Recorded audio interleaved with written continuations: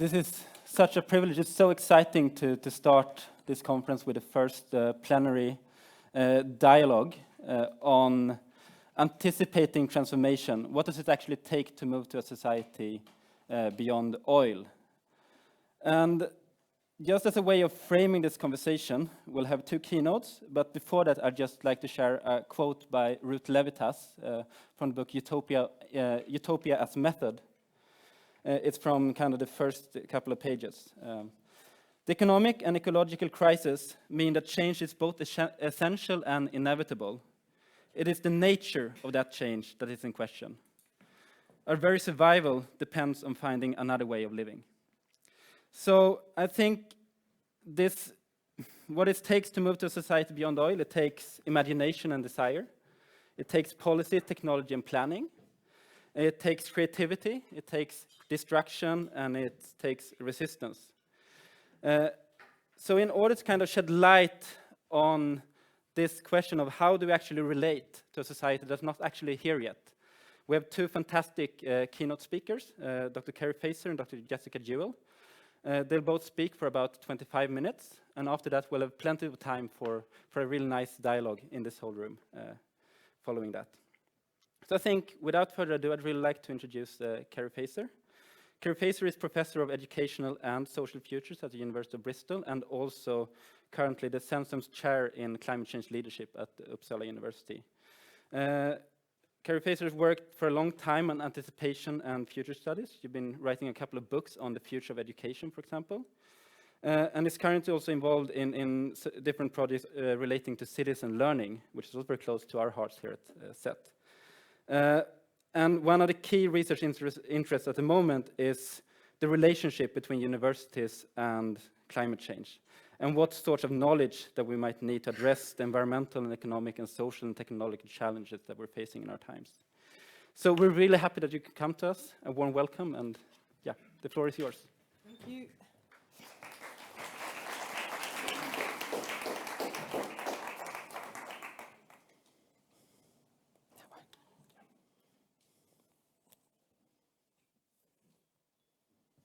Great. So let me just see and play with that. Yes, it does work. Excellent. So thanks for the invitation to come and talk today. I'm actually using this year at Uppsala to try out new ideas. And when you try out new ideas, sometimes you want to write them down. So I have written this. When I was sitting down to write, I was wondering how to approach this question of beyond oil. I was trying to work out what actually needs saying in this conversation in a year when we've seen so much momentum gathering in what used to be called the Green Movement, but now increasingly we know it as the Extinction Movement, the People's Movement, the Children's Movement, as well as the growth and visibility of those opposing it, arguing for different responses, resisting change. The debate is on the streets. The question of how we talk about and understand what transition might look like away from oil is urgent and live. And there are lots of things I wondered about talking about that are very close to what I'm working on this year. Practical questions about how we mobilize the university, about how we build relationships between communities and academics, how cities are spaces for creative experimentation. These things, though, are levers in an existing system. They're about working on parts of a system that we think we already know. And this conference invites us to do something different. It invites us to think beyond oil, and this requires a different response. It's a curious invitation. In asking us to think beyond oil, we're being offered an invitation to engage with the unknown, to think about a world that's not yet come into being, and implicitly to think about a future that might be different. So I'm going to come at this question from a different perspective today, from my background in anticipation studies. And I want to think about how developments in that kind of unruly and disruptive and playful field over the last few years might be able to offer something to this discussion. And in particular, I want to talk about how we might respond to this invitation to think about the future, about a temporality that we cannot and do not know. And I want to do this because the way we think about the future is a significant factor in shaping our possibility space. It frames what we can and can't see in the present. It creates conditions for our capacity to imagine. And this is fundamentally what I'm most interested in, and what I think we urgently need as the debate rages around us, as the question, so what do we do, becomes ever louder. In other words, what I'm interested in is how we enrich our collective human capacity to imagine a different world, not just ours, but everyone's. After all, the future does not yet exist in a way that we can know it. We cannot and do not know it, but even as we cannot know it, our imagination will shape it, and reciprocally, our imagination of this future will shape the present. Now, this isn't the same as saying that the future is open, free of constraints, isn't being shaped by what is emerging now. But it is an important thing to state when we're dealing with the future, which is that we're dealing with something that is not yet fully determined. So, given this, what does it mean to think beyond oil? Well, beyond is one of those wonderful words that the sort of more you look at it, the stranger it becomes. It has the word yond in it, yond from yonder. It's one of my favourite old words that survived through centuries to make it into contemporary English. So it weaves its way via Shakespeare. What light through yonder window breaks? Anybody? And summons up images of the wide blue yonder. It's a deep old word that connects through yon to the Old English gion, that over there, to the Old Norse en, to the Sanskrit enna. It's a word that likes to make connections. It points to other places. So let's just have a look at what beyond actually means then. So, definition 1, beyond, at, or to the further side of. The car is beyond the house. Now, this is an idea of beyond that invokes relationships with existing things within a given space. This is a fixed universe. We are here, the car over there, beyond a particular known point. Think about the poster, all right? The car's on the other side of the mountains, okay? It's a bit out of sight, it's tricky to see, but we're essentially in the same universe, us and that beyond. We just need to walk around there and we'll have full knowledge of it. It'll be waiting for us. We have to work out how to get there. So this is a technical problem to be solved. Above all, we are not changing as we move to this beyond. We stay constant. We will have what we have now. We'll just be able to see the car that's currently hidden. We'll have switched one viewpoint to another, but it's not changed us. Hydrogen cars, anyone? Definition 2. Beyond 2. Happening or continuing after a specified time, stage, or event. The road weaves beyond the hills. The conversation carries on beyond the conference. This beyond is a different sort of beast altogether. It's a reciprocal universe, dynamic. It's alive, it's interconnected. It's concerned with what changes as we move along a path. The new world that becomes visible, that reshapes our perception of what went before. It's about continuity and flow. There are fuzzy edges between here and there. One time or condition runs into another. The road beyond the hills brings promises of new possibilities that we can't see from here. And there are relations between that time and ours. It might be possible to come back for that future to inform and shape this present, and others might have walked this path before. We are still in the same universe, but the knowledge we have of it is changing over time, and we're changing with it. Definition 3. Beyond as a noun, the unknown, especially in references to life after death, messages from the beyond. Now, this beyond, this is the fun one, this beyond takes us out of our known universe. This is a beyond of another place. It's invisible to us now, and we won't know it till we get there. But perhaps we can imagine it. Perhaps we can hear voices from the beyond. Perhaps we can use it as a space to fuel and fire our imagination, even as we know we'll never get anywhere close to understanding it. And as for us getting there, well, we will. But we'll have to leave ourselves behind when we do. From this moment to that beyond, there will be sacrifices, the loss of everything we know, the radical change to another world. So what are we talking about here when we're talking about beyond oil? All of these meanings are present in this world. These different ideas of time, of change, of relations to one another. They're all being held together in one word. And in Gramsci's terms, those of you who know your good political history, this is a hegemonic equivalence, all right? So what it is, it's a term, it's rich enough to bring us all to this place and think we're all on the same team, okay? It's useful, that's helpful. But it is also a word that can be untangled. The threads can be teased out and different meanings made clear. And these different meanings and different relations to the future give us different identities, different ways of approaching what we do next as we think about how we learn to envisage a life beyond oil. So before I untease that a little bit, I just want to do a little bit of thinking about how we play with time, because our thinking about time always underpins our ideas of the future. Now, I'm going to ask you to do something dangerous to do at this time in the morning when you've probably not had enough coffee. I'm going to ask you to close your eyes for a second, okay? Close your eyes. You're very safe. Nothing is going to happen. My eyes are open. I will keep an eye on all of you, but shut your eyes for a second, okay? All of you. Now, think of time as a line or as many lines. Get them in your head. Don't fix a line for a minute. Let it dance around, let them wriggle and play. Now think about how your idea of how time works. Turn your line or lines into a pattern. If you were going to draw the relationship between past, present, and future, what line or lines would you draw? If you were going to draw a picture of time, what line or lines would you draw? How would they relate to each other? Are your lines becoming an image?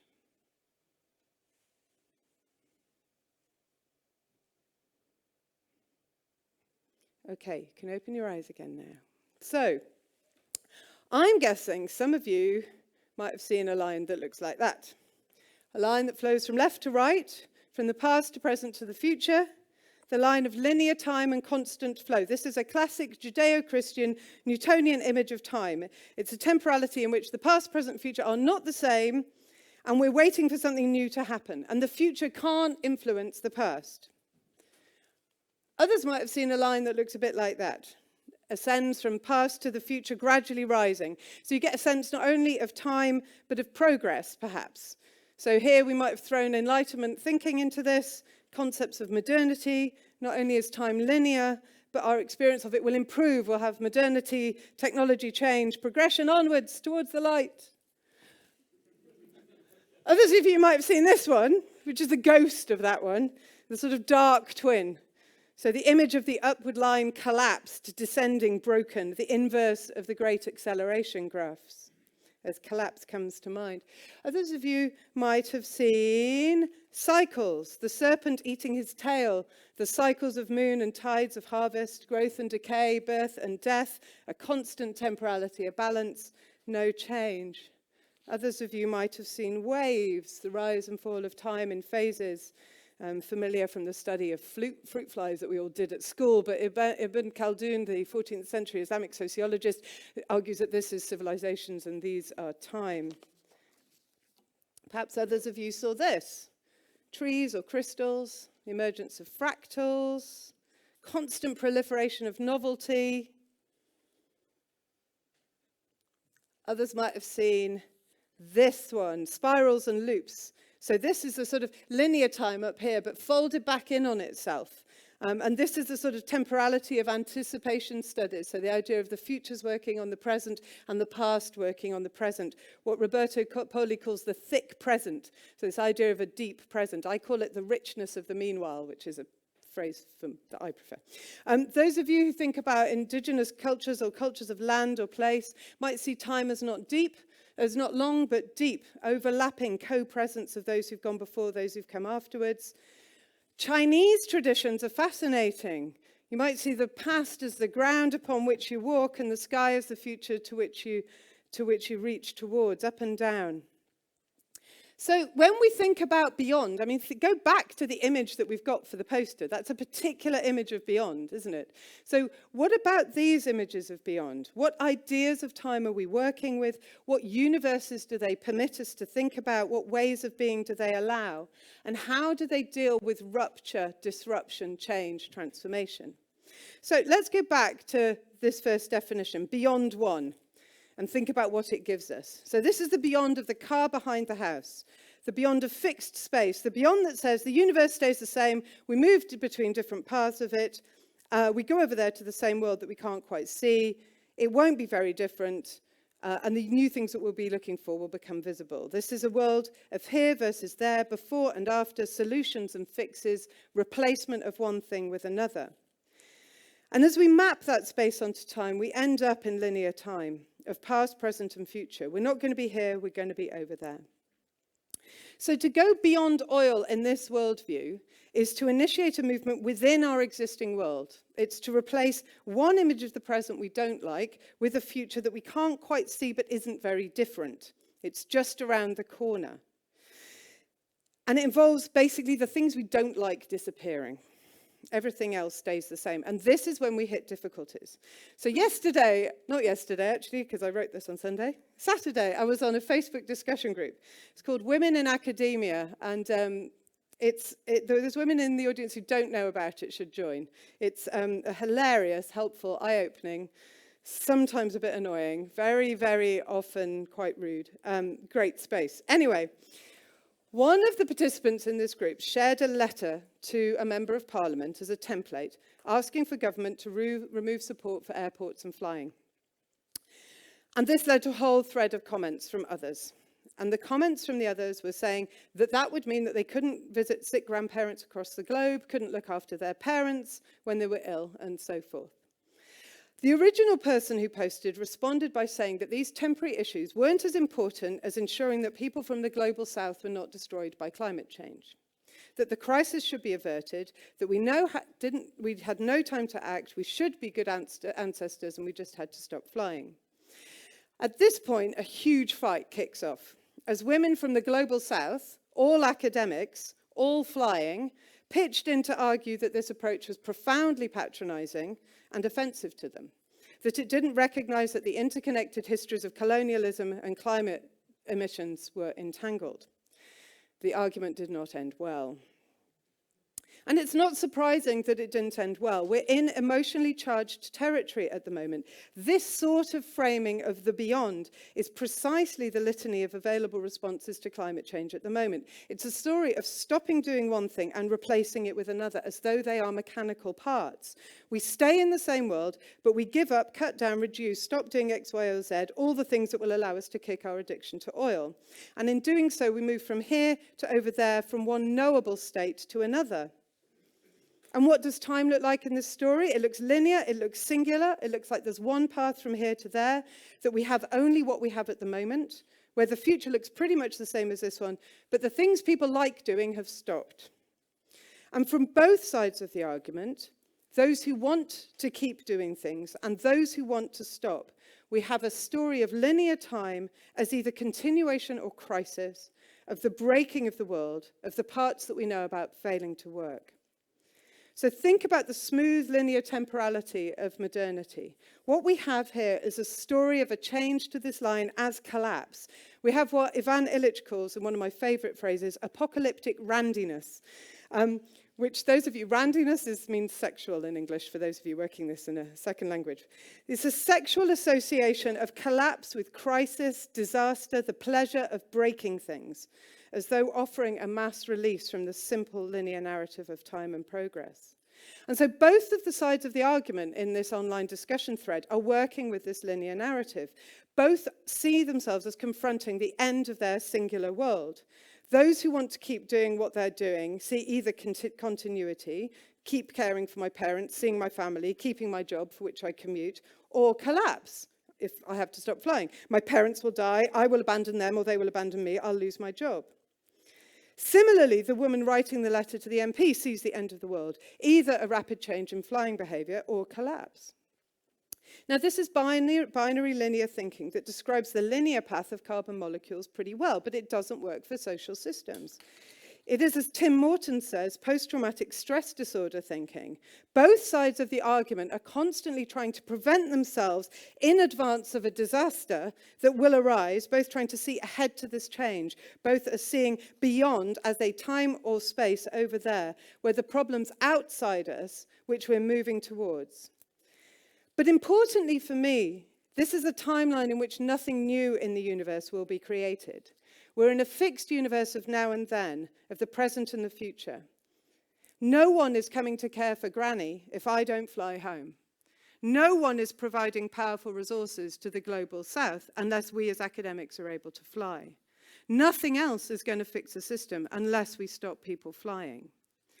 In this sort of beyond world, our choice is to live in our existing universe, fighting over which bits of it need replacing. This is a fixed universe, us and it.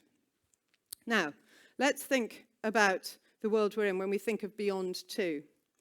This is a world of life carrying on beyond trauma, of a road curving beyond the horizon, a conversation continuing beyond the conference. When beyond one brings to mind borders and border guards, a sharp transition between one space and another in the same world, beyond two brings to mind frontiers, horizons, a world that opens up with each step taken. It brings to mind Ernst Bloch's front of possibility, the fact that with each step we take, a new and different world is revealed and made. It cannot be anything but. Something is new is seen with each step that couldn't be seen before, if we think of epistemology as ontology. In other words, if we think that knowledge makes realities, then something is new is made with each step that wasn't there. The world is expanding. A little girl sits in front of a Swedish government building. Fronts are precisely not borders or breaks. They allow, in principle, returns. They can be moved into temporarily and then returned from. You can make an encampment, see what comes out of it, learn from it, and then return back to base. And as we walk back, we also look backwards and realize we've come along a path to get here. And that others have walked along and passed fronts before us to get here throughout time. Perhaps others have traced the path that the Cree astronomers call the moose path, the linear and then circular movement of Mars through the sky that matches the way that a moose runs in a circle when startled and returns to the same path. I'm really sorry, I just shoehorned that in there. I just thought it was such a lovely image. But you know, it's like astonishing as an image. Anyway, but the point is that if we think about the path, if we think about beyond as becoming as dynamic, then there's a sense of walking backwards and there's a sense that others have walked before us. So in other words, thinking of beyond as continuation reminds us that the present we're walking in, as though it's normal and inevitable, is also an impossible, unseen, unthought of world for others walking in different places and different times, and has also and already been a world that has been lived in before. There are traces of other walkers in the present we're in today. Others from our world have made their lives here before. Others tried to make it and perhaps walked a long way back to another camp as it wasn't time to head out. And others have been here before, but were dragged back and violently stopped. And as we think of beyond as continuation, rather than the place over the mountains, we realize that this continuation flows out in all directions, that we're not trapped in linear temporality. We can stop and look around. So think about, again, the viewpoint of the conference. We can look behind us. We can look to the side. There are many different routes that we might take. So thinking beyond here is an invitation to expand our thinking, to look around for a while, to see from a different perspective. As Bayo Akomalefe argues, the situation is urgent. We have to slow down. So this thinking beyond asks us, what can we learn from the path that we've taken before? What can we learn from those who took different directions? What can we learn from those who've always been here, waiting for us patiently to turn up? When thinking beyond all from this perspective, we can learn from the past as much as the future. We can experiment and learn. We can inquire and try out. There isn't just one true path to turn to. And this is also a beyond that locates us inside the world. We're not outside it, pointing at the problems. Beyond as continuity locates us as implicated in the world. We ourselves are not beyond oil. We are part of an ongoing process in which we and oil are intimately bound. Carbon is us. We are carbon, not just in our civilization and in the making of the world we're in, but in our bodies. Carbon chains make our carbohydrates, our proteins. We are carbon life forms like oil. So this relation to a continuous beyond is profoundly relational, and we can project ourselves together into the next steps that might be taken. We can collectively remember the people and beings who have been here before, and we can make commitments to each other to create a different space or encampment or exploration. Marriage or the Paris COP agreement, both are the making of a commitment into the future. They're about building relationships. So we know that we might be entering into the unknown, but we also know that our grandparents and our great-grandparents have been here before, entering the unknown. And the unknown is made less unknown by our commitments to each other. My Scottish grandmother was carried across the sea to Argentina as a 4-year-old, held by her parents, then ran away 17 years later with her friends to Buenos Aires, and found herself crossing the Atlantic in a boat of demoralized and exhausted soldiers with submarines circling the water beneath. Family, friendships, relations hold together our continuity into the unknown. Asking people to step there is not a step to ask people to take on their own. So this beyond, this continuous beyond that invites us to look in all directions, is the beyond of an expansive and a relational universe. It invites us to consider histories, friendship, experimentation, and learning. We're not pulling people into line here. We're inviting collective inquiry and relationship building.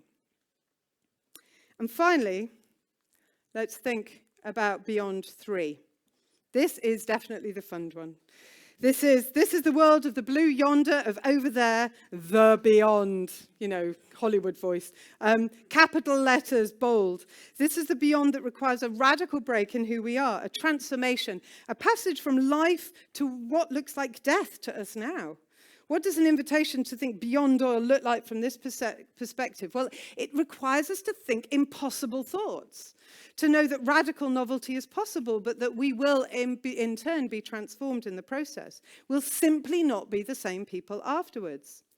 It invites us critically to think that we might be in a generative universe, a universe in which all that we have in the world now might not be all that there will be in the world. Novelty is possible, both good and bad. And it invites us to think of darkness, of a lack of foresight, of not being able to see clearly. It invites us to think of the generative power of the dark, of the velvety, exciting, shadowy richness that emerges from lack of clarity. It encourages talk of monsters. It reminds us that we live in a universe of dispositional realism. All that can be has not yet been. All that can be has not yet and will not be exhausted. The latent forces have not all been actualized, put into dialogue, collided. Dark matter makes up 27% of the mass of our universe. We are groping about in the unknown. We are not masters of the universe. We are generative, creative forces with huge power and no power, which we do not yet know or fully know or understand. We are in the dark. And here, perhaps the world is starting to play with what this might mean before those of us in universities. Look at the emerging internet fascination for cursed images. This is a meme that flows around the web of images that don't make sense, that unsettle, that combine one way of being with another, that collide fish with humans, animals with stars, teeth with bananas. They tell us, like Hamlet, that the time is out of joint. But rather than seek to return to purity, to constantly control and reframe so that everything can stay simple and clean, that things can be set right, these cursed images point to the fascination of monsters and hybrids. So in intending to this, we also begin to realize that our world is already monster and hybrid. Mother Earth gives birth to strange creatures. Have you ever looked at a lichen through a looking glass? It is a symbiosis of fungi and algae, tiny pools of algae photosynthesizing to create food for fungus. And it is promiscuously, abundantly successful, this little monster lichen.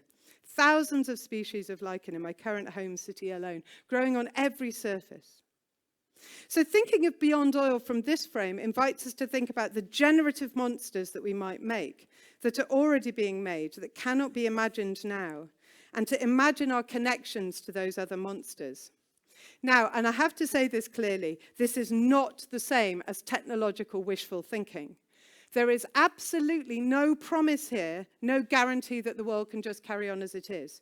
There is, in this invitation to think about monsters, no excuse to continue causing wanton harm or to excuse failures in stewardship. Nor is it Hamlet's doomed attempt to clean everything up. Remember his next line, "The time is out of spite, out of joint, O cursed spite that ever I was born to set it right." Our story here is not tragedy, the desperate attempt to bring back the father, to make all well in the world, to set things right. Instead, it's an invitation to invite the strange into the present, to engage with the uncanny as a mode of colliding thinking that might make us attentive to those generative monsters that exist and productive of generative new monsters. It's an invitation to a mode of thinking that might link teeth with stars, fish with humans. And translated into our work as academics, what we might want to do with this is to create promiscuous alliances between biochemist and artist, indigenous scholar and neuroscientist, forester and philosopher. What strange beauty might be noticed or summoned into being when we try to collide worlds rather than try to fix them, when we attend to the collisions already in play. What new particles might become visible that we couldn't trace or imagine before. What happens when we think like an octopus with our brain cells in our hands and in our toes? What happens when we think like a spider when we ask what webs we can weave? What ideas come when we aren't constrained by the assumption that we are now, as humans, all that we will always be? What happens when we think about the darkness of the womb, of giving birth as generative, as emergent, as creating new possibilities that we cannot begin to imagine now? And I'm thinking of the story that I was told last week by an educator from South Africa, of the making of a giant tigerfish in the desert being walked across dry land by students seeking stories, gathering tales of what's happening in the world. Fishilla, Queen of the Desert, they called it. You've got to give them credit, haven't you? An unfinished fish made and remade by students, designers, artists, and the communities that the fish encountered as it made its way along, gathering stories. It becomes a monster that redeems. It becomes a fish that talks, that tells tales in a desert of what is happening. And it weaves a spell of the possibility of water in a barren landscape. Monsters can open up new worlds to us. When we want to think beyond oil, we may want to remember them too. So there are many ways of thinking beyond oil. They create possibilities for us and trap us. And they locate us in different stories, either in a story of a finite fixed universe, a relational universe, a generative universe, in stories of conflict between choices, of personal exploration, or of generation. And these different stories invite us to seek clarity or to go into the darkness. Now, all of these resources, all of these stories are resources for our thinking. Our challenge isn't to pick the right one and stick to it, but to know which one we're in, which parts are we playing, which characters and scenes become available to us in each story, and also to think about how others see themselves and imagine their stories. So what I've said today isn't an invitation, as Robert Macfarlane puts it, to engage in ethical lotus eating, to turn away from the world and its troubles. It's not an invitation to escape or ignore our present. Rather, it's a request and an invitation to reimagine what's going on and to expand our conditions of possibility. Thank you.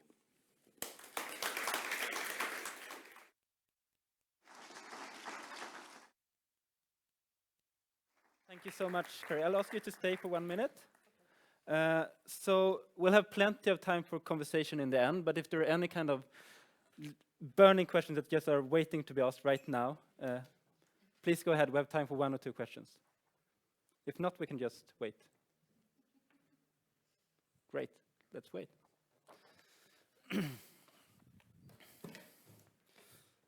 So, while you're rigging your stuff, I'm really happy to introduce our next keynote speaker, Dr. Jessica Jewell. Jessica Jewell is an assistant professor in energy transitions at Chalmers University in Gothenburg, and also an affiliated researcher at the International Institute for Applied Systems Analysis, right? Yeah, in Vienna, and not the least, also an affiliated researcher at CET, Center for Climate and Energy Transformation in Bergen. Jessica Jewell's research focuses on the mechanisms of energy transition, with focus on kind of the contraction and phase out of fossil fuels, and also kind of the introduction of low carbon electricity in different ways. Jessica Jewell has been a contributing author to the IPCC Workgroup 3 fifth assessment report. She led the development of the energy security models for the International Energy Agency, and has also been the lead author of the Global Energy Assessment. So I think we have a really interesting talk in front of us. So I'll just hand over to you. Thank you so much for coming. Thank you so much. So I kind of feel like I came to the wrong party, because I'm going to talk about beyond coal. And I'm going to talk about it for 3 reasons. 1 is because we need to phase it out urgently. 2 is there are alternatives and they're just as good. And 3 is global coal phase out is underway. So as a social scientist, there's something to study. And so, as Keri said, we need to know what path we're on and why we're on that path. And so I'm super excited because there's data, so we can actually find out what path we're on and why we're on that path. So what does coal phase out look like if we want to meet our climate targets? Well, we need to fall off a cliff. So the black is how coal use has developed over the last 200 years. And this is the blue lines are what happens under scenarios that keep global warming under 1.5. So yeah, it needs to drop by 80% in the next 20 years. But the good news is there are cheap alternatives. So so what you see here is, here's the range of how much fossil fuel electricity costs. And then here's what, how expensive solar PV was in 2010. Here's the competitive range of solar PV now. So we can substitute it with sources that are just as good. And what's really exciting for me as a social scientist is global coal phase out is underway. So we can actually study what is driving it and what's going on, and can this expand? So in 2017, at COP23, 17 countries committed to phasing out existing unabated coal power generation and committed to a moratorium on new coal power generation without operational carbon capture and storage. So this is super exciting. This is the first time that countries have come together and pledged to phase out a fossil fuel. So before, states had come together and pledged to cooperate on clean technology, but states had never come together to phase out a fossil fuel or tackle a dirty technology. And I wasn't the only one that thought this was exciting, of course. The Guardian called it a political watershed. And Fergus Green published an article in 2018 and called it a potential new anti-fossil fuel norm. Now, I wanted to put some numbers on this. So what was the emission impacts, and what did the states look like who were joining? So are they big coal users? Are they small coal users? How much of an emission impact is it gonna have? So 30 countries joined, are members, and 22, we also have 22 subnational members. But about half of those don't have any coal plants. Altogether, the countries and the subnational units that do have coal plants, that accounts for about 50 gigawatts, about 256 power plants, and about 5% of global coal capacity. But an important question to ask is, would these coal plants be phased out anyway? Because coal plants retire all the time, just because it gets too expensive to run them because they get old. So it's cheaper to retire them and to close them down rather than to invest in upgrading them. So let's look at the case of the UK, because the 2 leaders of this plan were Canada and the United Kingdom. So what's the case of the UK? So the average age of coal plants in the UK is 47 years old. The minimum age is 28 years old. The average recent retirement age is 44 years, and the minimum has been 34 years old. And the phase out is planned for 2025. So what are those plants doing online anyway? This isn't a very ambitious plan for the UK. These plants should already be retired. So what we did was we compared what would happen if plants were just retired in line with historic retirement ages based on national retirement trends versus what would happen if they followed their national pledged retirement under the PPCA. Because under the alliance, countries don't have to retire at a certain date. Countries say when they're going to retire their plans. So it's kind of like the NDCs. Countries come forward and they say, okay, we're going to retire our plants at 2030. We're going to retire our plants at 2025. And actually, one country has not even said they're going to retire plants. They just want to be part of the alliance. So this is the difference in the baseline versus a premature retirement. So what you're looking at is from 1980, and we projected it out to 2060. And you see the age structure of the coal fleet under a standard retirement, so under a baseline retirement, and then the black line tracks what the states are pledging to retire under the PPCA. So it saves about 1.6 gigatons of CO2 if the coal plants are replaced by zero carbon emissions. So if they're replaced by either demand reductions or completely zero carbon emissions. And to compare that to the committed emissions online in coal plants, there are about 250 gigatons of CO2 emissions committed on lines from coal power in operation. So the way you calculate this is you take all the coal power in the world, and then you calculate, okay, if it ran to when it needs to be retired, how many emissions would it emit? And then you can also take, okay, how many power plants are planned? And then if you ran those to an average retirement age, how many emissions would those emit? So 1.6 saved from powering past coal compared to about 250 committed in operation and about 50 under construction. And this is actually from an article that Davis and Sokolow published in 2014. On the same day that our article was published,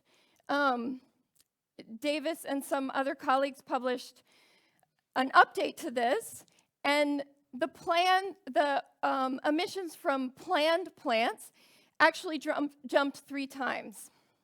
So not going in the right direction. So let's put this in a global picture. So what do we need to do? Like, we need to fall off this cliff, and then what effect does this powering past coal have?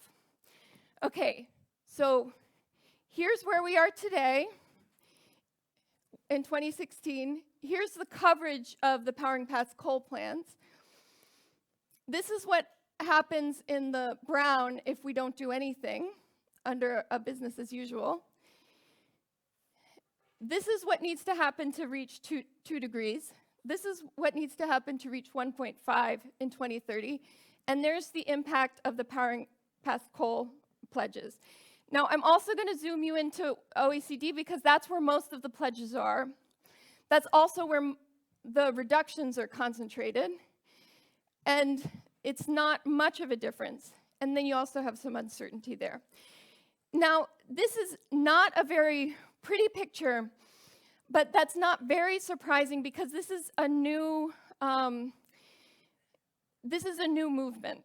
So I don't think we should be too negative about this movement because any new political movement, any new international movement starts small. And there is hope that it can expand. So one of the things that we wanted to do is we wanted to understand, okay, what are the national drivers of joining this plan, of joining the alliance? What distinguishes states who join the alliance from states that don't?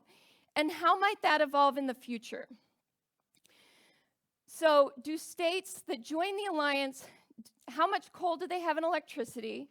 So basically, what does their coal sector look like?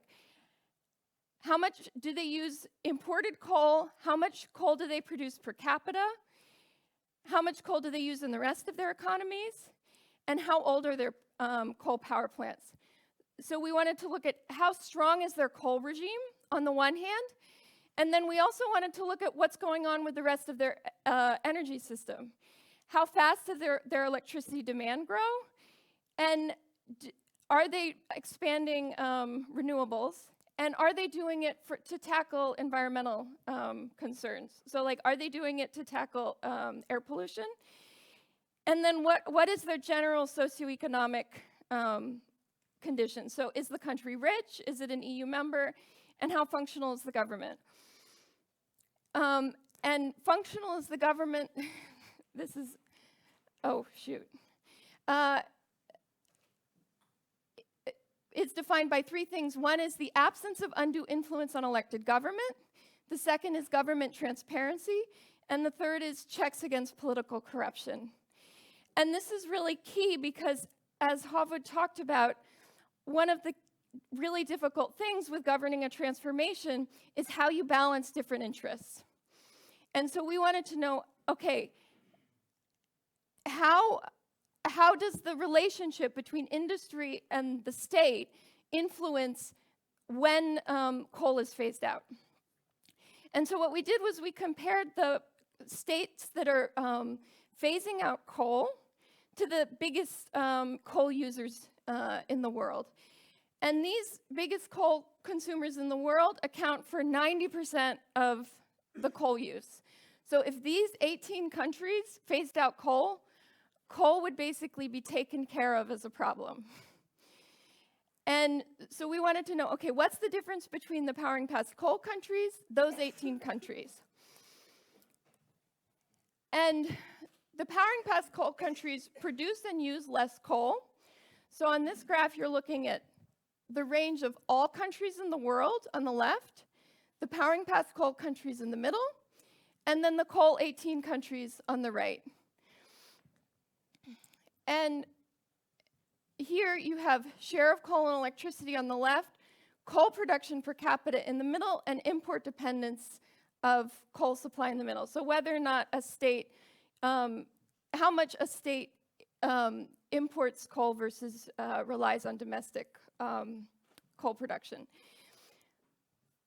Powering past coal countries also generally have older plants, though many coal 18 countries have older plants as well. Powering past coal countries have declining electricity demand. So they don't have electricity systems which are growing, which need to add a lot of extra infrastructure, electricity infrastructure a year. Powering past coal countries have less air pollution. Powering past coal countries are richer.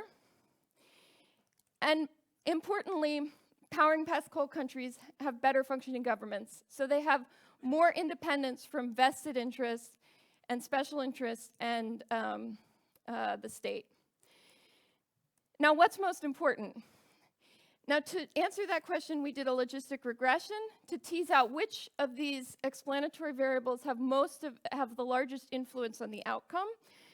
And what we found is that powering past coal countries produce and use less coal and are richer and better and have better governments. So I'm going to now visualize this in a two-dimensional space for you, because going through those slides is kind of a little bit heavy. And we're going to spend a long time on this, so don't worry. It's really hard to follow Keri's talk because my style is so different. So what we're looking at here is functioning of government on the y-axis. And this is the Freedom House Index. So up by 12 is states that have really strong independence between the industry and really low influence on elected officials. And then down here, it's really close connections between industry and government and really high influence on elected officials. So, down here you have Uzbekistan. Up there you have New Zealand, Canada, Finland, Denmark. Okay, then down here on the x-axis you have percentage of coal in electricity supply. So over here, the highest percentage of coal in electricity supply, you have South Africa. Here you have China at about 70%, Over here you have Russia at about 18%. And then the shaded area up there, that's the results of our logistic regression. So what that shows is if a state is above the dotted line, that means they have at least a 50% probability, according to our model, of belonging to the alliance. If they're above the shaded area, that means they have at least a 5% probability of belonging to the alliance. And so this allows us to visualize the results of the logistic regression in a two-dimensional space and boil down the functioning of government and wealth results, so the characteristics of the state into the y-axis and the characteristics of the coal regime into the x-axis. And you can see how both of these are important in playing out how and when coal is phased out, because this is basically how expensive and difficult it is for a state to phase out coal. The more coal is in the system, the more domestic production there is, the more expensive it is for a state to overcome that resistance. And the higher up a state is on the y-axis, the more capacity a state has to both be independent from the industrial interests, but also to pay off affected regions like Germany is doing. So with the case of Germany, it has almost the same capacity as all other powering past coal countries put together, and it has many young plants. But while we were doing the article, they actually announced a coal phase-out plan. Now, their plan is really interesting because it will, if they follow the 2030, they have two potential phase-out dates. One would be 2038, and one would be 2032. And here you see a bunch of, this is where they had some new plants come online after the Fukushima accident. And even if they follow the 2038 plan, it would double the emission impact of the Powering Past Coal Alliance. So most energy and climate scientists who I know from Germany really don't like the German plan, but it actually is not, it actually does lead to premature retirement of quite a big portion of the coal fleet. One of the reasons many energy and climate scientists don't like it is because it involves paying off affected regions. And I think this is instructive to what kind of trade-offs we're going to be facing in a transformation. And it's 40 billion over like 20 years to affected regions plus compensation for utilities. We don't know how much the compensation is going to be because they're going to be auctioned off through open tenders. But that explains why it's not just the cost, but it's also the capacity of the state to overcome these costs. So this explains why it's not just, and this is hopeful, that it's not just how much resistance there is from embedded vested interests, but it's also the capacity of the state and the capacity of existing institutions to overcome these interests. So there's a new member with Germany, and you can see another new member with Slovakia. Slovakia doesn't add much to the emission impact. Now, what can we generalize from this? Because this was just one point in time, and it was one case of coal phase-out. Now, one thing we can, there are two ways that this picture is going to develop in the future. One is if, as countries develop, if they stop building, even getting states to stop constructing new coal plants, would be an accomplishment because they would naturally age and be more cost-effective to retire, and states would naturally migrate to the left, which would reduce the cost of phasing out coal. So that's basically what happened to the UK. The UK stopped building new plants in the 1980s during Thatcher. And so now we're celebrating the UK case. And it is a great case of a coal regime that was weakened, but it took 40 years. So we have to remember that sometimes it takes a long time to weaken these regimes. So even lobbying for stopping construction of new infrastructure is an effective strategy to get states to move in a direction where it's going to be cheaper to phase out. And then the second thing is, if we're lucky, states will continue to develop and get better functioning governments. When I closed my eyes, the arc of history went up. And until recently, states have moved towards more democracy. We may not be so lucky right now. But there is this really, there is a really important connection between the capacity of states to overcome vested interests and how democratic they are, which we really can't overlook. And then the third way that this is going to likely evolve is that this feasibility frontier may itself move as both as technology and the cost of alternatives change, but also as social movements affect what is acceptable and what societies will accept. And the way I think about this feasibility frontier is that it may affect different states differently. So there may be some aspects like technology costs that affect all states the same, but then there may be things like Greta Thunberg.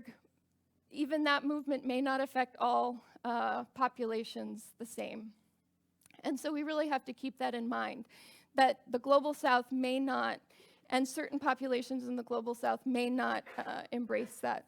And we actually see evidence of that feasibility frontier possibly moving with Greece and Hungary, indicating that they may be thinking about phasing out coal. So coal phase out is urgent, but there are good alternatives, and it's also a really instructive case for how phase out can happen and what are the driving forces in countries. The impact of the Powering Past Coal Alliance is insufficient, but Germany's pledge, although many people are opposed to it, it doubles the emission reductions, but it also tells us something about how difficult it is to overcome a strong coal regime. And the best predictors of joining the alliance are low costs and high capacities to overcome these costs. And this may tell us something about how we work on getting better and stronger climate policies. Because if it's a question of decreasing costs and not winning hearts and minds, then what we need to do is figure out how to decrease costs and increase the capacity of states enough to be able to pay off affected folks. And this concept is dynamic in a way that can be used to inform how we analyze the evolution of policy commitments. So thank you so much.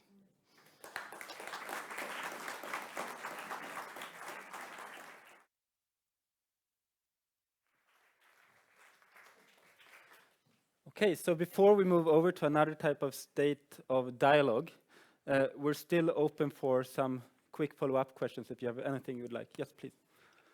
I was wondering a little bit about the causality of the transparency of the government towards decarbonizing or phasing out of coal. And I think the German case is a good example, but I'm not so sure how it works for the other ones, because we could argue that it's the early utilization of coal that makes government switcher, and as it gets too expensive or it runs out, then governments phase out of coal as it becomes more transparent. But I'm not sure that there is a causality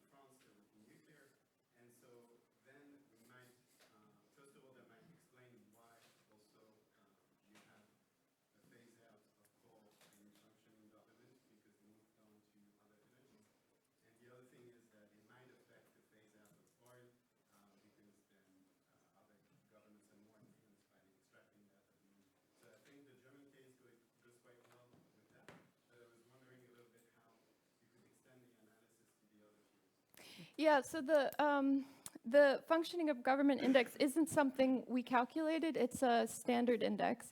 So it doesn't just measure influence in the coal sector. And so it's definitely an imperfect index. I think it's in line with the case study literature on coal, which shows that there is a significant relationship between the industry and special interests and the government. But I think our results show that that it's not just the functioning of government, but it's how strong how high the costs are. So that's why you see that it's. So I mean, if you look at the case of Australia, you know, Australia is way over there. It's AU up there. And so it's, the costs are much higher in Australia, and so it's a high functioning of government, but our model predicts that it's a lower probability because of the high costs. So it's the relationship between the cost and the capacity as proxied by functioning of government. But the best model was actually not this the most parsimonious one with just 2 variables, but it was also with GDP per capita. So, but I mean, we can't show multi-dimensional space in a 2-dimensional screen. Great. So we have time for one more brief question, please. Just for the sake of completeness, I'd like to ask a question about the role of gas here, because you made the statement that getting out of coal into something low carbon. Of course, the reason the UK got out of coal was it had a dash with gas. It had a cheap domestic alternative. Recently the IEA has published a report on the role of gas in energy transitions, and we see a dash for gas in China. So I think the analysis needs to consider that actually gas presents another alternative, but not without its problems. Yeah, totally. Yeah, I mean, it's not just gas, it's also nuclear, it's also renewables, and we actually struggled a lot with this question of alternatives, and how do you measure alternatives?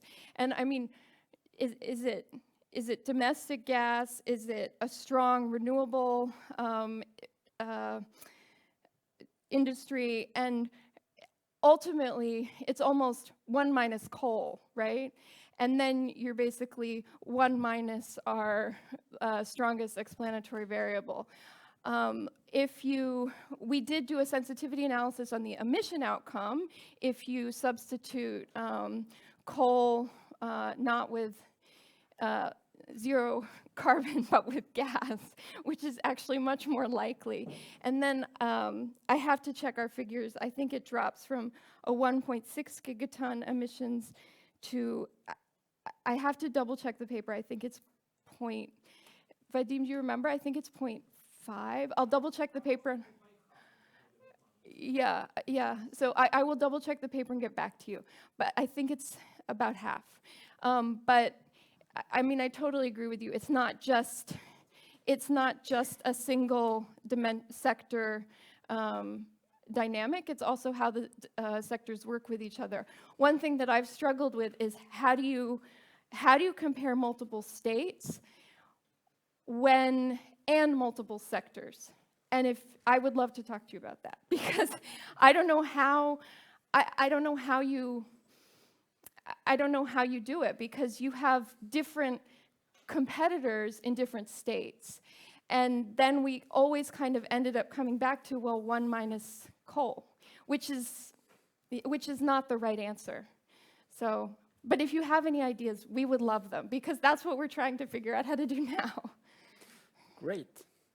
Thank you very much. I think one big round of applause to both our keynotes, please.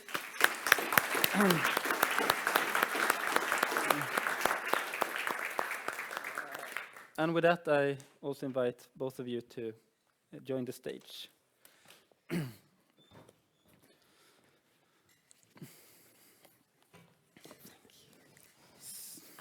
So we've had 2 really inspiring and amazing and also quite different keynotes here. Maybe we should black the screen. Oh yeah, sorry about that. Sorry. Just unplug it. I can do that too. Yeah, just unplug it. Um, which I think really covered like a very broad range of both like how do we actually conceive of the future, how do we conceive of temporality, but also kind of the deep trade-offs and considerations you need to kind of go through when you try to model different aspects of the energy transition, and in that case also the future. I'm sure you have a lot of more things to say, but what we'd really like to do now is to kind of have a more kind of joint dialogue here. This hall is really nice, but it's not really built for that type of dialogue. It's kind of constructed for more of a one-way communication type of setting. So I'd really like to maybe, again, not close your eyes, but at least try to take a deep breath and imagine us being in some kind of circle. And if that's too new agey for you, maybe it could be kind of a conference room with nice kind of lights and stuff. But at least some kind of more flat setting where we can have a conversation together on these issues. And to get us started, I'd really like to ask you to talk to the person next to you. If you sit close to people that you don't know, please try to talk to them so that you actually meet some new people that you can hang out with later on in the conference. And what we really like to ask you to talk about is just like what are kind of your general reflections on the theme of anticipating transformations, what does it take to move beyond oil or coal? And what are your impressions of what was just said on these, in these two keynotes? Did you find something very interesting? Did you disagree? Were you annoyed by something? Just go on and have that conversation. We'll spend like 3 or 4 minutes for that. And then I think from that we have a really nice foundation to then have a joint conversation in this room about these topics. Does that sound okay? Great. So, yeah. Hello. Are we allowed?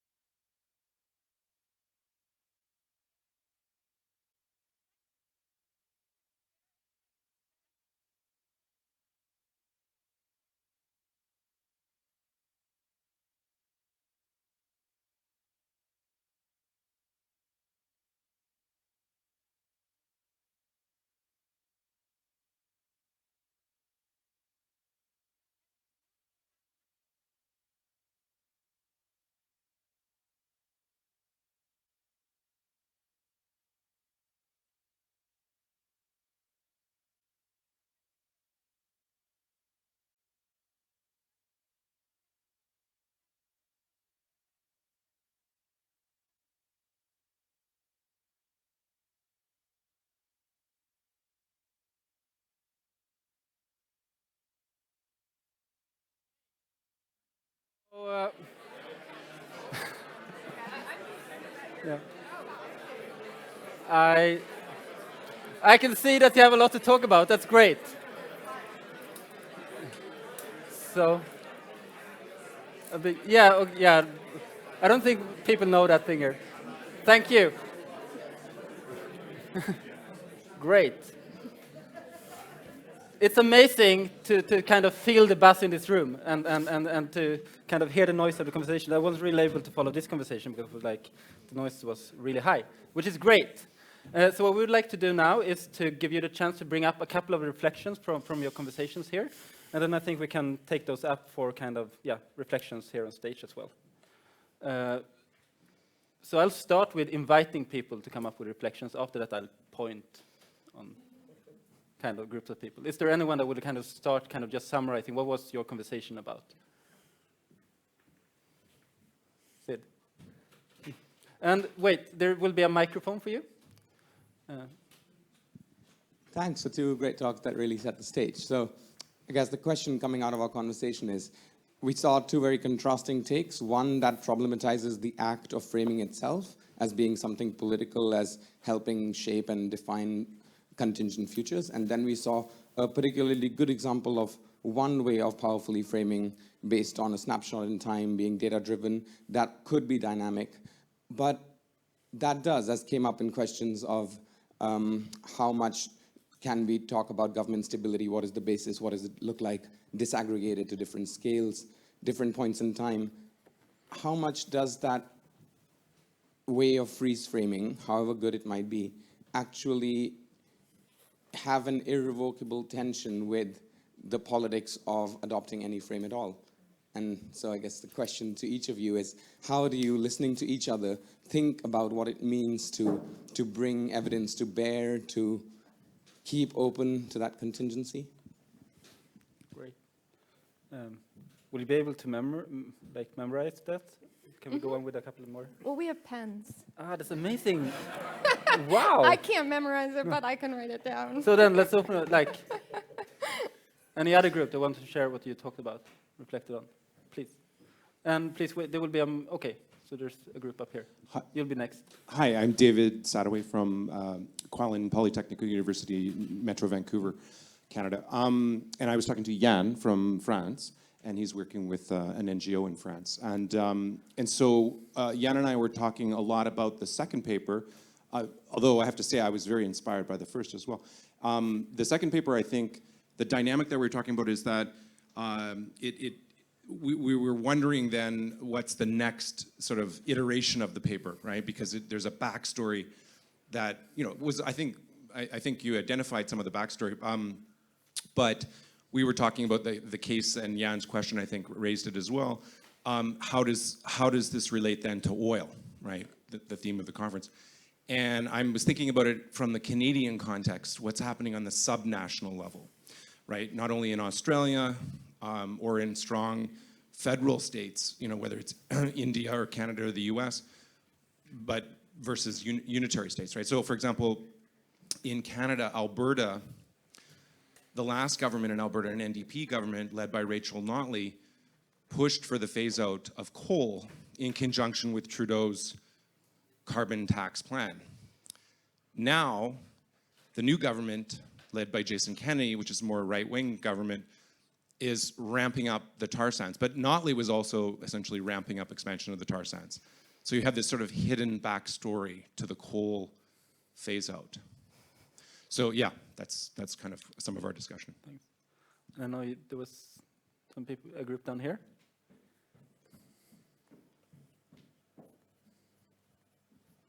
Hi, I'm Keri with Lingo and the University of Leeds, and I talked with Emily here from the University of Bergen.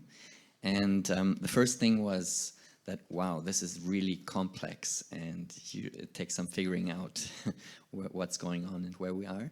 The second thing was disenchantment with trying to make it so simple as to say good government, bad government, and then bad governments like Canada, Australia, and Germany coming out on top. doesn't match my experience from fighting in the fossil fuel industry in those countries. And the third one was about the anti-fossil fuel norms that you mentioned, the paper of Fergus Green, because slavery was not first outlawed by the ones who profited most from selling slaves, but by those who didn't. And it's about building momentum and getting people to imagine that we are moving beyond coal, and building that story that this is a thing of the past, and we'll get beyond it. And yeah, looking at what's the path to get past coal and past oil and so on. And it seems that this building these norms and everybody's doing it is a very big part of that. Great, thanks. Maybe we could give you a chance to kind of reflect on these reflections, and then we can bring up another round of questions and comments afterwards. Do you want to go, Keri, or should I? You go. Okay. Yeah, so I'll take them in the order. So they were asked. So first, how much does this framing reflect or neglect contingency? So, I mean, I was actually, so what drives me in my science is to figure out a way to find what mechanisms kind of repeat themselves, and then how they're reflected in the world to produce different outcomes. And, you know, you asked, does this apply at the subnational level? I would not venture to say yes, because at the subnational level, there may very well be different mechanisms operating. You know, we studied at the national level, so I think it would be great to study the subnational level, but we studied national level of policy mechanisms. And so I think it would be great to study at the subnational level, why are these 22 subnational polities phasing out coal? What is driving them? What trade-offs are they making? What kind of deals? Because, yeah, I mean, this Canadian case is super interesting because they're basically trading off a coal phase out for an oil sands ramp up. And it's, I mean, it's kind of, it also connects to Mike's question of, okay, well, coal was phased out because the UK discovered gas. And it's always about these, this competition and trade-offs. So I'm looking for ways to systematize this understanding. And at the moment, I've found that kind of going sector by sector is the best way to start, but it's definitely an imperfect way. So we definitely need more understanding of how these sectors interact. But I don't think the way to, I was inspired to start this way and to go down this path because, I mean, Kevin and I recently had this debate in Nature. So I kind of came from working on integrated assessment models, and these integrated assessment models, they do analyze the interaction between sectors, but they do it in a very stylized, idealized way where the only dynamics that exist is this perfect economy. But we all know that sectors interact not just in a perfect economy. So I want to know, okay, what mechanisms drive these sectors, not in a perfect economic world? And then disenchantment with good government, bad government. Yeah, so I had a different take on this. For me, this was actually really inspiring because it was, wow, so this is how important democracy is.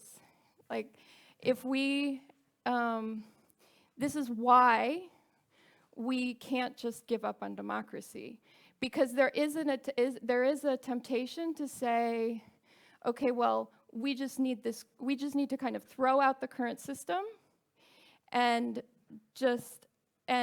because the current system cannot solve climate. And for me, this was inspiring that states that have better governance, and this is not like our indicator, this is a systematic way to evaluate governance, which political scientists have developed over years. And I mean, you mentioned slavery, and slavery is a really interesting case. it wasn't just a moral battle, it was also an economic one. And it was an economic one that one of the reasons that the North went to war with the South in the US was because it was such a bad economic deal for the North. Because for the North, they didn't have this economic resource of free labor.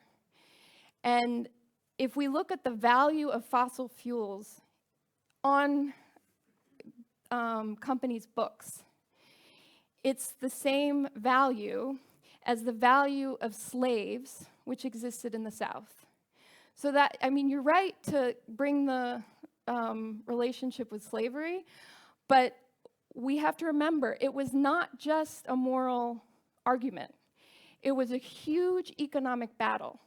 And there was a huge economic interest of the North to get rid of those slaves from the South's books because the North could not compete.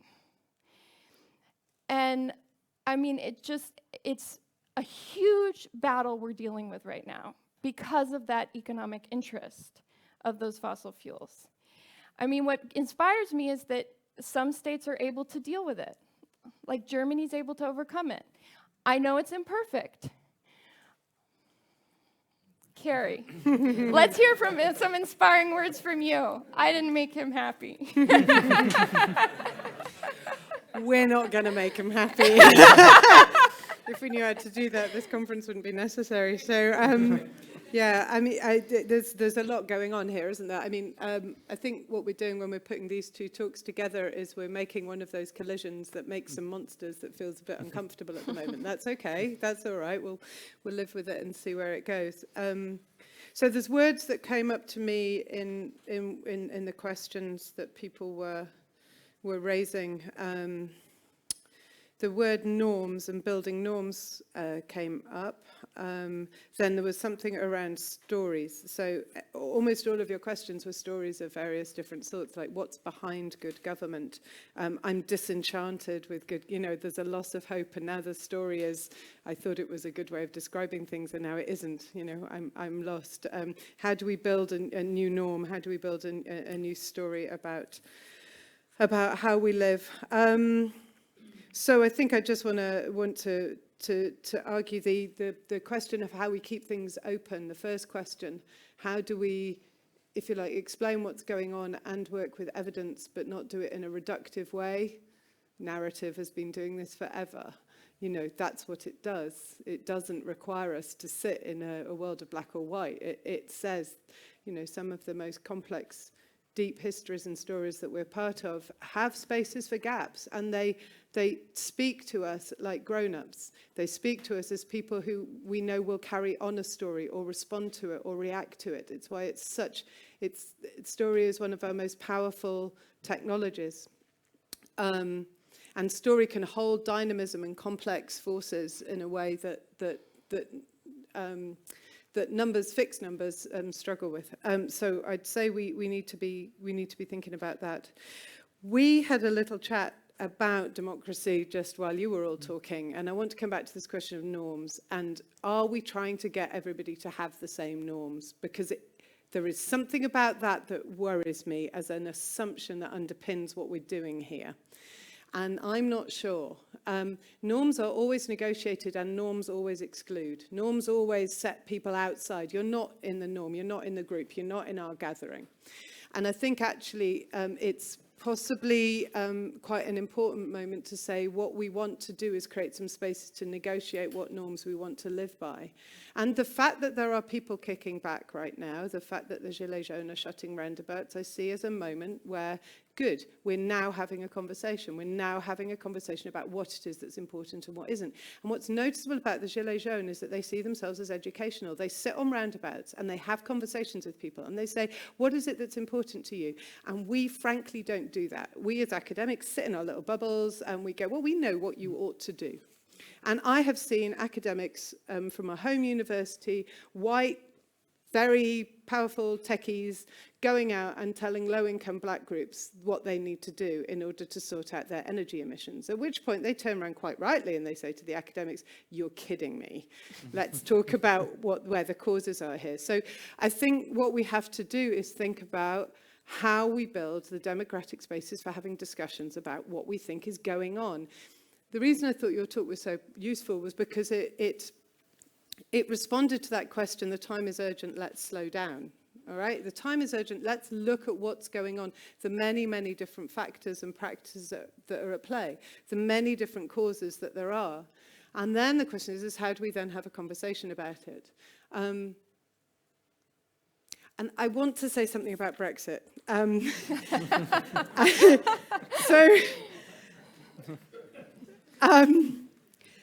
the reason I want to say it is a couple of reasons. One of them is because it points out what happens when your democracy breaks, when you go for quick solutions and simple fixes, and yes, no, right, wrong, you're in or out. And yes, no, right, wrong, you're in or out, there's this norm or that norm, leads to massive, massive social upheaval. So if we don't continue to have spaces for discussion, we're really in trouble. But I think actually the thing of your speech that was important to me is that actually, rather than constantly thinking to the future, because I mean, I've spent years working in anticipation and future studies, and one of the things I'm interested in is what does that allow us not to pay attention to now? By constantly projecting into the future, what are we not looking at? One of the things we're not looking at now is fossil fuel subsidies.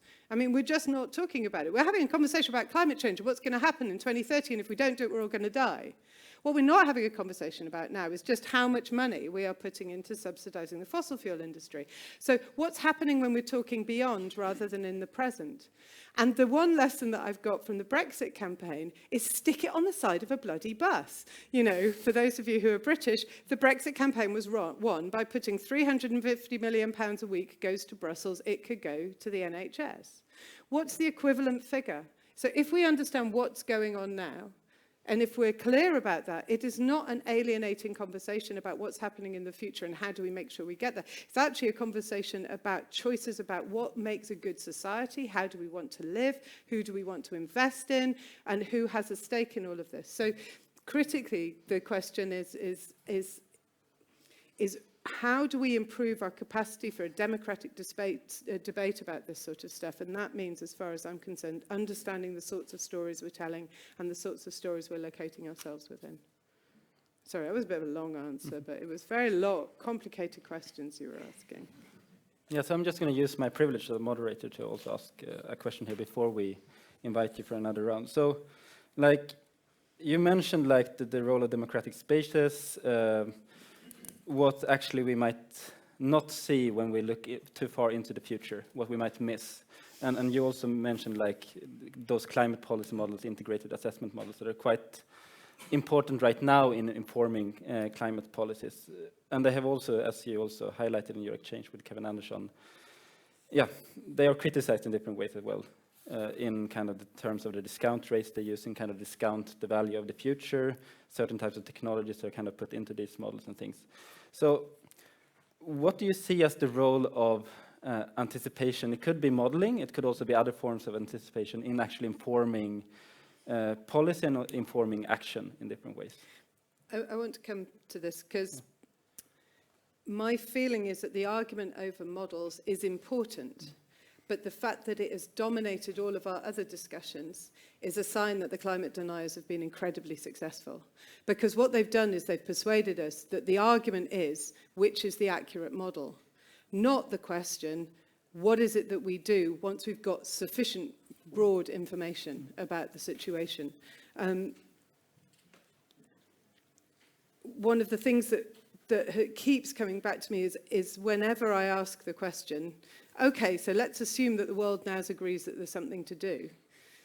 What's the response? And the response is, well, you know, actually, there's continuous return to models, to ever more accurate models, as though the ever more accurate model is going to answer the how question, the what do we do question.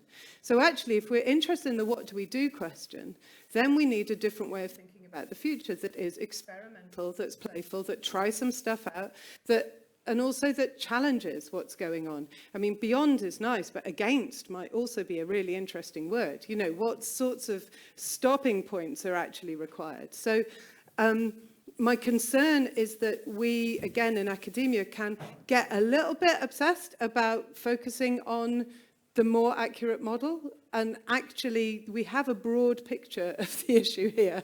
What we really need to start doing is experimenting and inventing and supporting those that are trying to design different ways of living that might match with a low carbon, a zero carbon, or a carbon positive future. So that means, the city planner that I was talking to 2 weeks ago is designing, having to build a new city, which obviously is a whole other conversation. But, she is looking for examples of how you do this. So we need an experimental orientation toward the future and an orientation that is about stewardship and care for what we've already got, rather than just a modeling orientation to the future. I would agree with Keri that we shouldn't be too wedded to models. And I think we need to be aware of what models can and cannot do for us. I mean, models cannot tell us what the right thing to do is. And I think that's what people have been turning to models. Okay, fine, if we agree that climate is a problem, then people say, okay, well, what should we do? And then they turn to models. And then we, of course, the models will tell you what to do based on what you put in. And I think people don't completely understand that models basically, what comes out of them is determined by what you put into it. And I think that's, that kind of often gets lost in translation. They can help you quantify, okay, if I put this in, how big is the effect? But you're still putting something in, and then the model is going to spit out what you put in.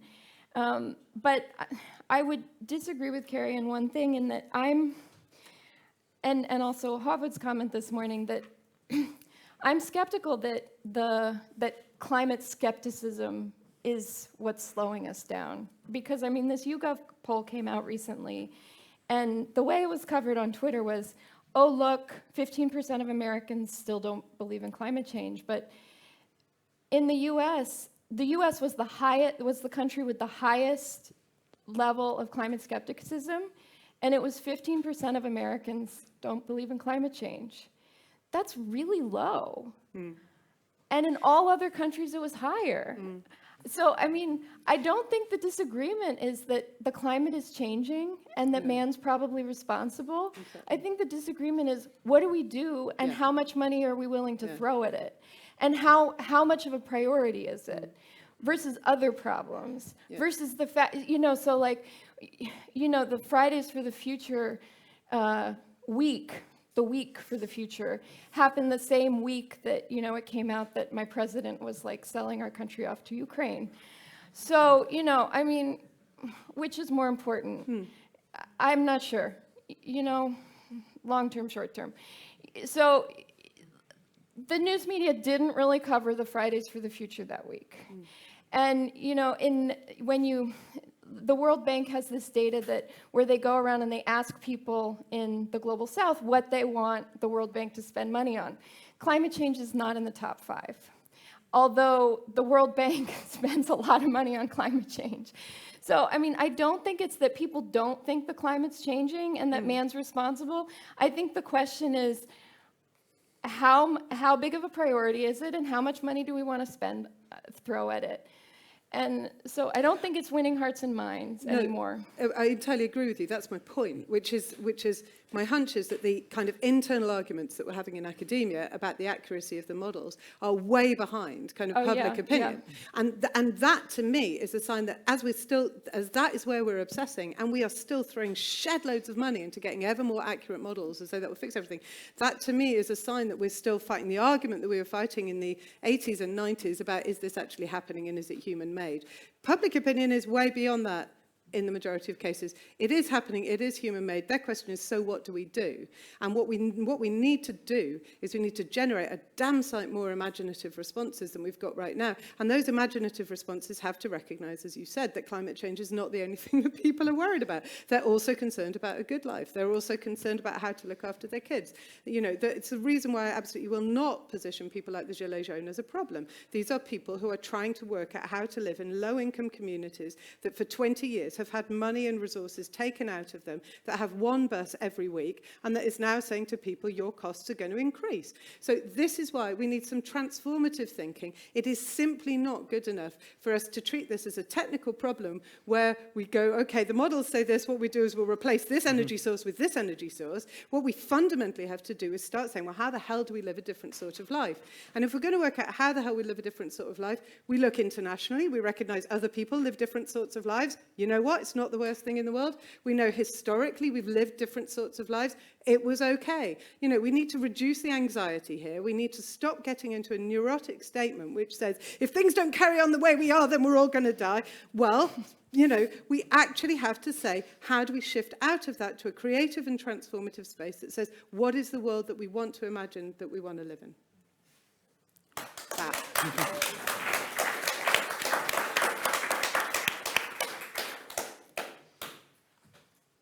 Simon, so there will be a mic for you soon. Thank you. Simon Davidsson Kurland from Chalmers. Thank you for a few very interesting perspectives. But when you talk about this, I keep coming back to this whole, who are we then? Yes.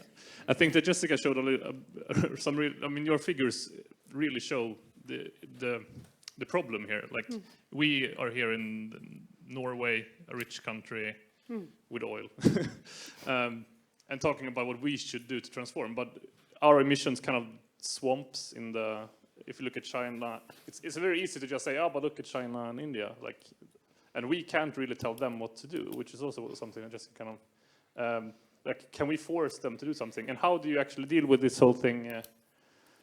I'm not saying that we shouldn't do anything here, that we shouldn't transform our society, but how do we actually convince people that we need to change when actually decreasing emission here has such a little impact on the global perspective?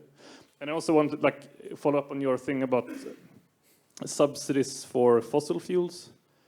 There's a lot of money, but a lot of that is in oil-producing countries to subsidize use of fossil fuels in countries that have a lot of fossil fuels. And that's also really difficult to say that you can't use your own fossil fuels the way you want. So how do we affect these countries that actually have the biggest impact? I think that's an issue we also need to discuss, not only how to transform the West or the North. Thanks. So let's gather 2 or 3 more questions and then we can. Sorry to take the floor again. It was very interesting to hear your perspective on what could be the citizens' participation in the debate and how do we shift this. But relating to the question before, in countries that have maybe a less good government index, I can't remember the term you used, I see 2 other aspects that can influence it. One is the question of cost, and I think it would be interesting to see perhaps a graph showing the cost of transition versus the ambition of the targets or trends, and not just the belonging to past coal alliance. And so try to see a little bit how the phasing out of coal is influenced by the cost of transition or is related to it. And another link is the foreign influence, and I think that touches a little bit upon the previous question. So when you showed your graph, you said, hopefully we'll see the line moving down. And of course, what you show is that as the line is moving down, countries should be moving towards the upper left. In the bottom left of your graph, so with countries with perhaps less functioning government and a low share of coal, these countries can still be influenced a lot. So they can be influenced either by climate diplomacy during the COPs and maybe by the countries in the top left, but they can also be influenced by heavy investors such as China, for instance. And there is the Belt and Road Initiative that is sort of a development initiative heavily funded by China with a lot of means.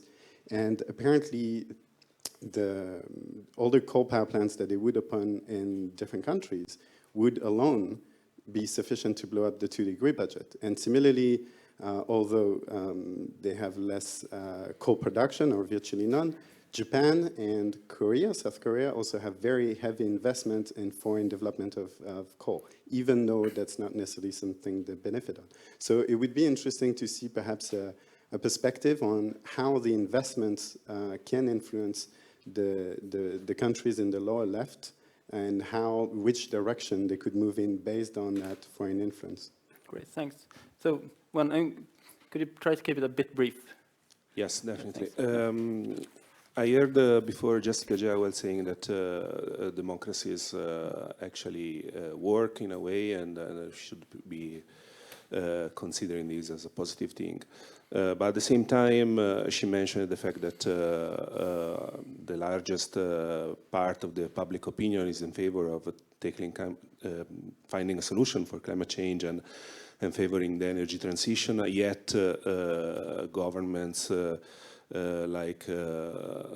presidents like Donald Trump, who is a climate change denier, are elected. So there is something that in nowadays democracy actually seems not to work in the best way. Also, there are democracies that have elected politicians who are not climate change deniers, but yet they don't act much in terms of policies to favor the energy transition.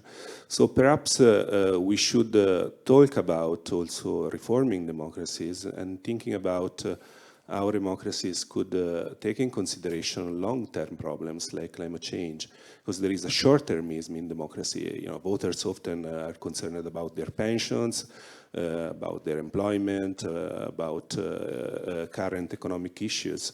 But there is clearly much at stake for future generations.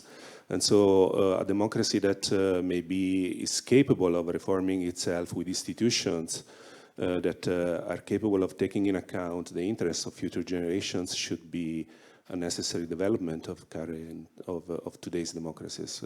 I would like to know what you both think about that. Thanks. Sure. Okay, so let's take this in turn. So democracy not working. Okay, yep, not working brilliantly. For some people, they'll think it is working. But again, we have to understand why and what's going on. And I think one of the things that we're seeing is our democracy is really struggling with the digital, really struggling with the way in which big data is being used absolutely and intentionally to build divides between people and to manipulate voting situations. So if any of you have not seen the Great Hack documentary, I encourage you to watch it. So one of the things that we have to do is understand why. What is it that's going on? And there absolutely are things going on that are corrupting democratic processes. So our response to that, there are two responses to that. And one of them I've heard is, well, we just shut it down and we have the scientists in control and that'll all be fine. That scared the living daylights out of me. This is not a good way forward. We fought a long time to have different voices in the public debate. So we need a much more radical creative imagination about democracy, how it might be developed, where it might go. It's one of the reasons that Extinction Rebellion have, as their third agenda, is to develop citizens' assemblies. That's important, that's valuable. We need to create much more bottom-up, face-to-face conversations. Wales has a Minister for Future Generations, which is quite interesting. Colombia, I think the Earth Rights movement also gets interesting, because you don't think about democracy just on its own. I mean, democracy is also associated with the rule of law, and is also associated with a free press. So you need to think about how those things relate to each other. You don't just fix one and then everything else is fine. So the Earth Rights movement, so in Colombia, they've now designated the Amazon as a person, and therefore you cannot cause harm to it, in theory. So I would entirely agree with you, it's not working, but that we need to be very careful to slow down once we make that statement and not jump to, oh, it's okay, so just as long as people like us are in charge. And start saying, well, actually, how might you create a more radical reimagination of how democracy works? underpinning a lot of these questions are concerns about, if you like, our theory of change. What is our idea of how change happens? And quite a lot of the language is around how we influence others. And I'd just like us to sit for a second with thinking about how that makes us feel. If our entire narrative is, how do we get these other people that are bigger than us and more powerful than us and more important than us to do stuff?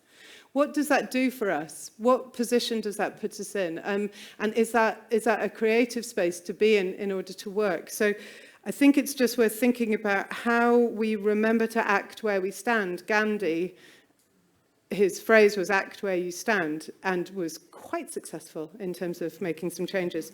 The other thing is that the narrative of how we influence others, again, sticks us in a position of enlightenment and knowledge.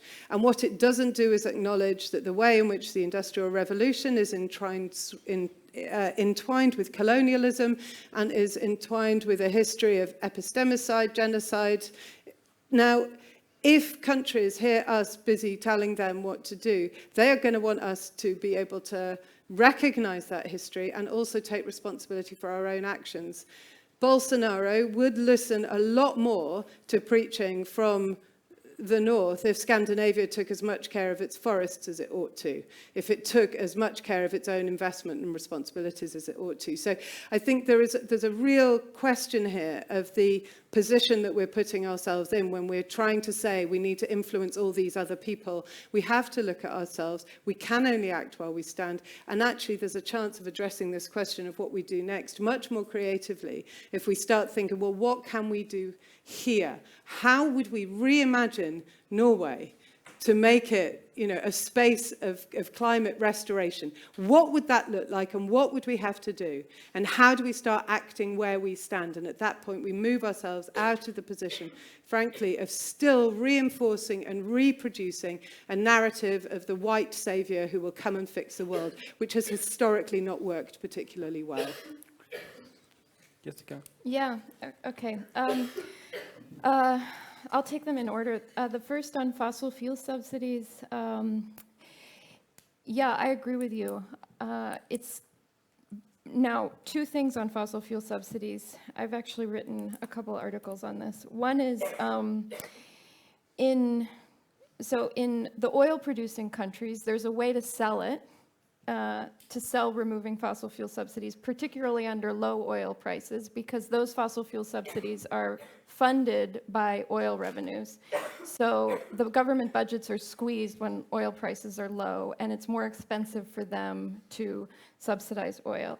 And there's less of a distributional issue in those countries because there are fewer poor people who benefit from those subsidies. The difficult thing is that it's hard for those politicians to remove subsidies because they experience backlash. Now, in terms of removing subsidies, like in places like the UK or Norway, there it's actually difficult to even define what a subsidy is. I mean, in Norway, the industry pays, I think, over 70%. I think it's 76% marginal tax rate on profits. There are subsidies in accelerated depreciation of assets, but I'm not sure the industry or even the state really considers it a subsidy when the industry is paying 76% marginal tax rate and the corporate tax rate here is 22%. So it's really hard to define and calculate, and I don't know what number you would put on the side of a bus. Now, in terms of, you can work it out. I've worked it out.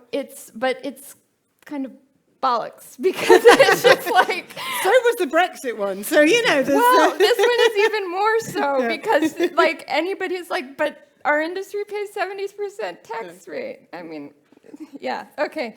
Anyway, I mean, it comes from a model, so you can say, but it comes from a model. Okay, then, and speaking of something else that would need to come from a model, so we wanted to look at the cost of transition and the cost of substitution of coal. So how expensive would it be for substituting coal with something else? And, but to do this, for our study, we would have had to take national results from different models, and they wouldn't have been comparable. So we didn't do that. In terms of foreign influence, yes, I totally agree. Totally interesting. And you're totally right that it's not going to push, and that's why I said, okay, if this feasibility frontier migrates, it's not going to always migrate in the direction we want it to. And it may migrate in different directions for different countries. Because, the good old West is not the most powerful influencer on the stage anymore. And China is funding coal plants abroad. And it's not only China, it's also Japan. So, when they fund them, they actually finance them too. So they say, okay, well, we'll pay for it if you give us a guaranteed electricity price. So this even takes care of the cost of capital in those countries. So not a good development. In terms of democracy, and you said that the largest part of public opinion believes in finding solutions and tackling climate change. That's not what the poll asked. And this is where we conflate it in our minds. The largest part of public opinion believes that mankind is probably causing the problem. That doesn't mean that they think we should do anything about it.